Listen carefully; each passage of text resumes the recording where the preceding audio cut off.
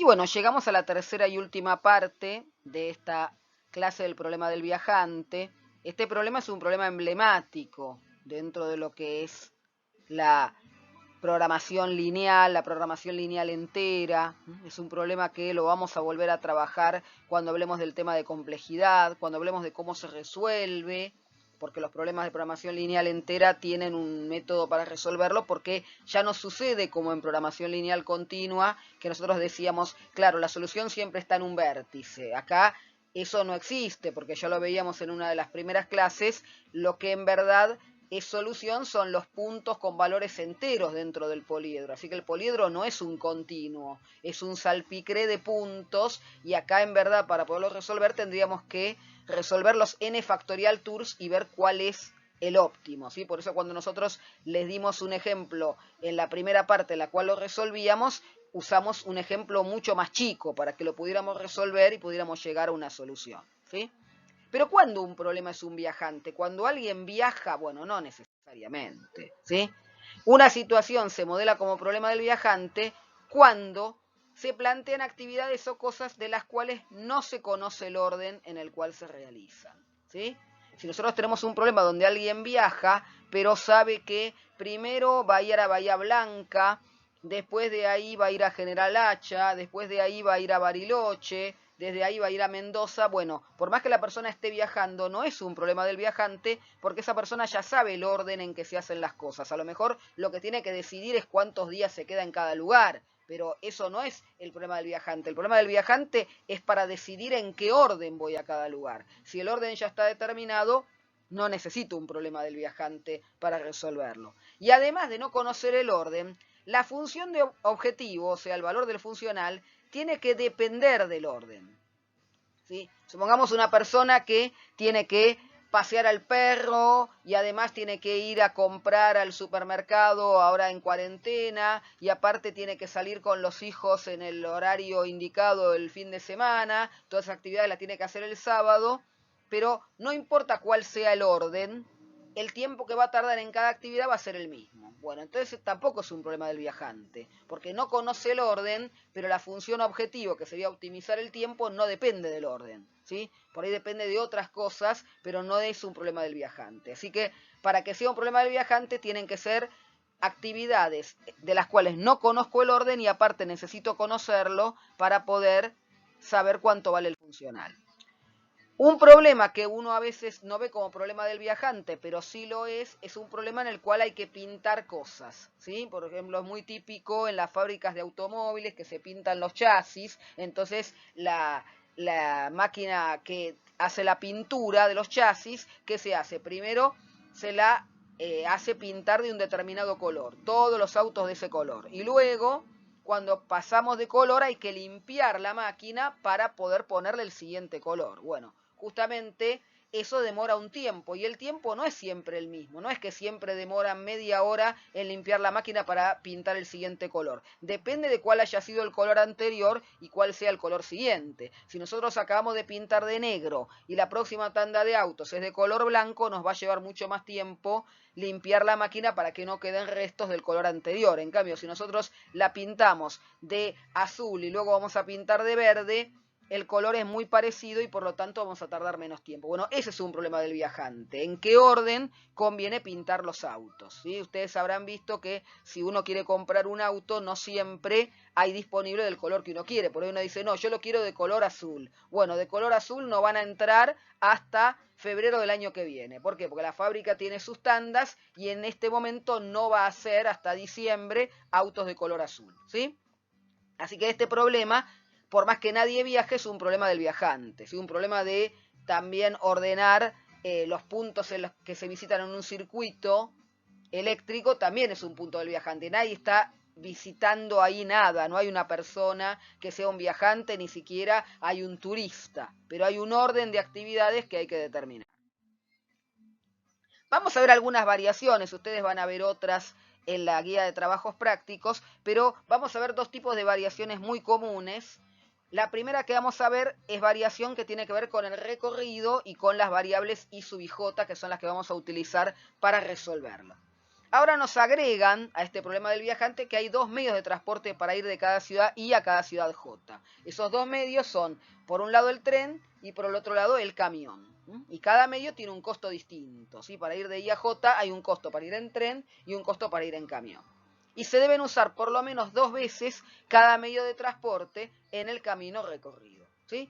Acá lo que nos dice cómo voy de un lado al otro son las I sub i J. Entonces tendríamos que agregar para cada tramo 2 variables. Una que me diga que yo hago ese tramo en tren y otra que diga que yo hago ese tramo en camión. ¿Sí? Sí. Vale 1 la IT sub IJ, yo hice el tramo IJ en tren y si vale 0 no lo hice ese tramo en tren. Y la IC sub IJ vale 1 si se va de I a J en camión y vale 0 si no.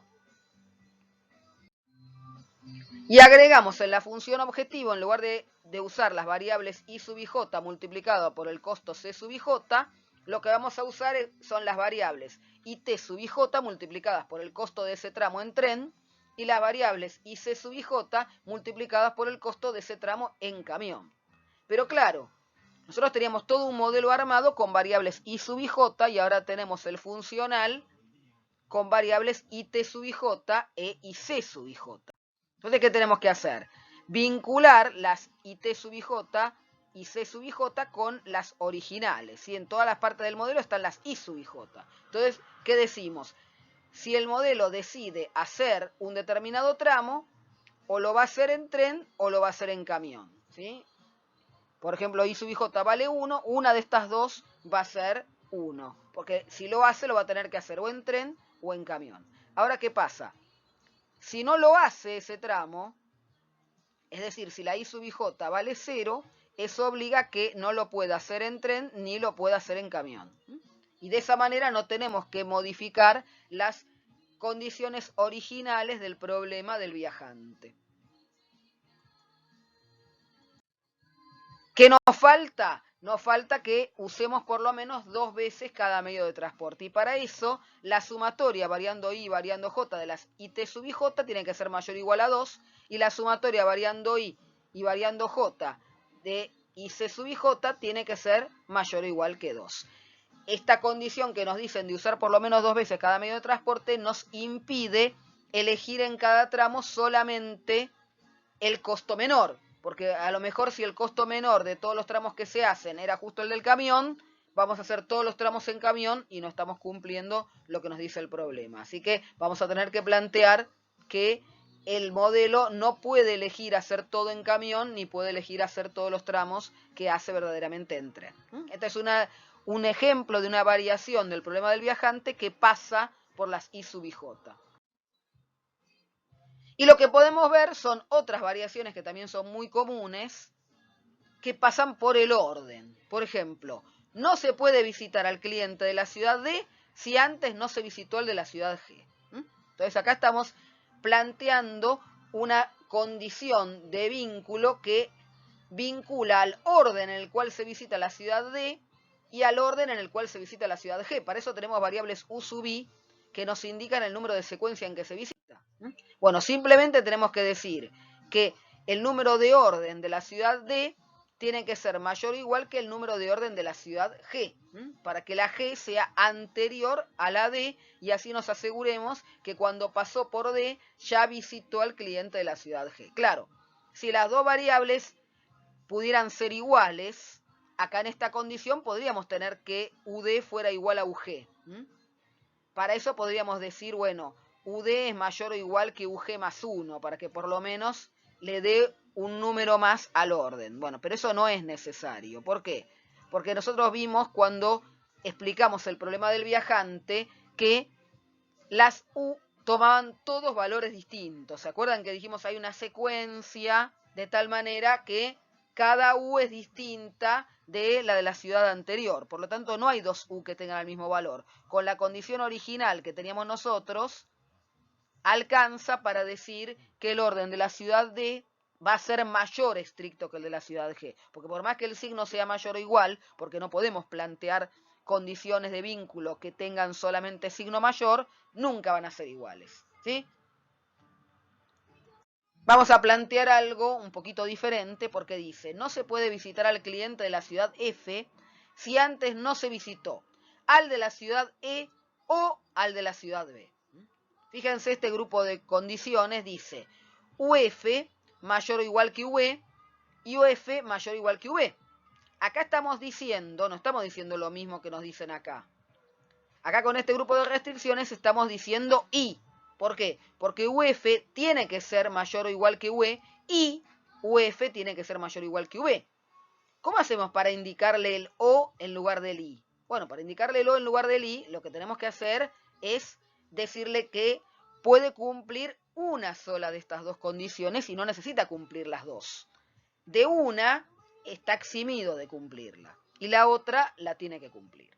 Entonces sería algo así como que tenemos que anular una de estas dos restricciones. Hace 2 semanas ya habíamos trabajado con este tema de anular restricciones. ¿Se acuerdan que nosotros teníamos la máquina alfa, la máquina beta y habíamos dicho, bueno, ¿cómo hacemos para anular la máquina alfa o la máquina beta y que el modelo sea el que elija? ¿Sí? ¿Se acuerdan que lo que hacíamos era agregar, en este caso como es una condición de mayor o igual, estamos agregándolo con un signo menos, estamos agregando menos m por una bivalente y en este caso menos m por 1 menos la bivalente. ¿Qué sucede en este caso? Y bueno, cuando nosotros tenemos un valor de la bivalente, por ejemplo, igual a 1, acá este término me queda 1 menos 1, 0, con lo cual esta parte desaparece y está obligado a pasar por B antes que por F. Pero no está obligado a pasar por E antes que por F, ¿sí? Porque acá le queda UE menos M, con lo cual UF quedaría mayor o igual que un número negativo, lo cual siempre va a cumplir, y esta restricción no restringe.